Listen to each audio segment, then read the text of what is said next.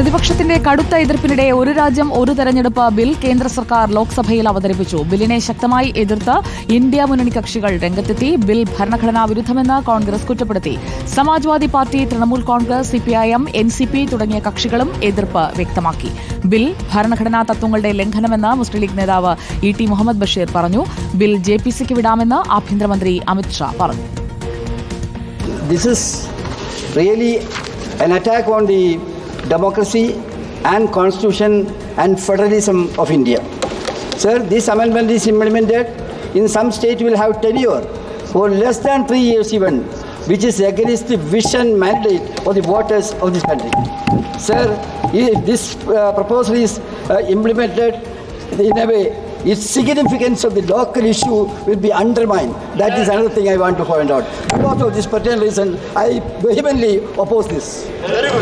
श्री मैं अध्यक्ष जी जो बोले हैं वो ध्यान से सुना हूँ. उन्होंने 72 के बाहर जाने का नहीं कहा है. उन्होंने कहा कि माननीय सदस्य मनीष तिवारी ने 72 का हवाला देकर जो विचार व्यक्त किए हैं और जो विरोध किया है, इस पर सदन का कोई भी सदस्य अपने विचार रख सकता है. अब कांग्रेस पार्टी में विचार रख सकता है मतलब विरोध ही करना है, मगर विचार व्यक्त कर सकते हैं इसका मतलब होता है पक्ष में भी बोल सकते हैं. PR സുനിൽ ചേരുന്നു നമുക്കൊപ്പം. PR സുനിൽ, ഒരു രാജ്യം ഒരു തെരഞ്ഞെടുപ്പ് പ്രതിപക്ഷം വലിയ എതിർപ്പ് ഉയർത്തുമെന്നുള്ളത് വ്യക്തമാണ്. ആദ്യം തന്നെ ഉയരുന്ന പ്രതികരണങ്ങൾ എങ്ങനെയാണ് ബിൽ അവതരണത്തിന് ശേഷം?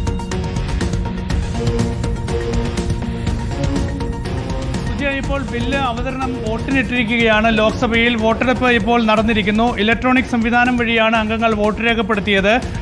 220 അംഗങ്ങളാണ് ബില്ല് അവതരണത്തെ അനുകൂലിച്ച് വോട്ട് ചെയ്തിരിക്കുന്നത്. 149 അംഗങ്ങൾ ബില്ല് അവതരണത്തെ എതിർത്തുകൊണ്ട് വോട്ട് ചെയ്തിരിക്കുന്നു. 369 വോട്ടാണ് ആകെ പോൾ ചെയ്തത്. ഏതായാലും ഇപ്പോൾ ലോക്സഭാ സ്പീക്കർ ഓം ബിർള സംസാരിക്കുകയാണ്.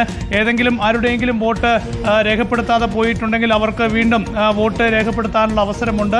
ആദ്യമായാണ് ലോക്സഭയിൽ, ഈ പുതിയ പാർലമെന്റ് മന്ദിരത്തിലെ ലോക്സഭയിൽ ആദ്യമായാണ് ഒരു ബില്ലിന്മേൽ ഇപ്പോൾ വോട്ടെടുപ്പ് നടന്നത്. അപ്പോൾ ആദ്യം വോട്ടെടുപ്പ് നടന്ന ഒരു സാഹചര്യത്തിൽ എന്തെങ്കിലും പാകപ്പിഴകൾ ഉണ്ടെങ്കിൽ പിന്നീട് അത് പരിഹരിക്കാം എന്ന ഉറപ്പിന്മേലാണ് ലോക്സഭയിൽ വോട്ടെടുപ്പ് ഇപ്പോൾ നടന്നിരിക്കുന്നത്. അങ്ങനെ ഒരു രാജ്യം ഒരു തെരഞ്ഞെടുപ്പ് ബില്ലിന്മേലുള്ള വോട്ടിംഗ് ഇപ്പോൾ ബില്ല് അവതരിപ്പിച്ചതിന് മേലുള്ള വോട്ടിംഗ് ഇപ്പോൾ ലോക്സഭയിൽ പൂർത്തിയായിരിക്കുകയാണ്. അതിൽ സർക്കാരിനെ അനുകൂലിച്ചുകൊണ്ട്, ബില്ലിനെ അനുകൂലിച്ചുകൊണ്ട് 220 അംഗങ്ങൾ വോട്ട് ചെയ്തു. 149 അംഗങ്ങളാണ് ബില്ല് അവതരണത്തെ എതിർത്തുകൊണ്ട് വോട്ട് ചെയ്തത്. ഏതായാലും വലിയ പ്രതിഷേധമായിരുന്നു ബില്ല് അവതരിപ്പിച്ചതിനെതിരെ പ്രതിപക്ഷ പാർട്ടികൾ ഉയർത്തിയത്. കോൺഗ്രസ്, സമാജ്വാദി പാർട്ടി, തൃണമൂൽ കോൺഗ്രസ് ഉൾപ്പെടെയുള്ള എല്ലാ പാർട്ടികളും, പ്രതിപക്ഷ പാർട്ടികളൊക്കെ തന്നെ ഒറ്റക്കെട്ടായി ബില്ലിനെ ശക്തമായി എതിർത്തു. ബില്ല് സംസ്ഥാനങ്ങളുടെ ഭരണഘടനാ അവകാശങ്ങൾ തകർക്കുന്നതാണ്, സംസ്ഥാനങ്ങളുടെ അധികാരത്തിന്മേലുള്ള കടന്നുകയറ്റമാണ് ഈ ഒരു രാജ്യം ഒരു തെരഞ്ഞെടുപ്പ് ബില്ല് എന്നാണ് എല്ലാ പാർട്ടികളും, പ്രതിപക്ഷ പാർട്ടികളൊക്കെ തന്നെ വാദിച്ചത്. അതേസമയം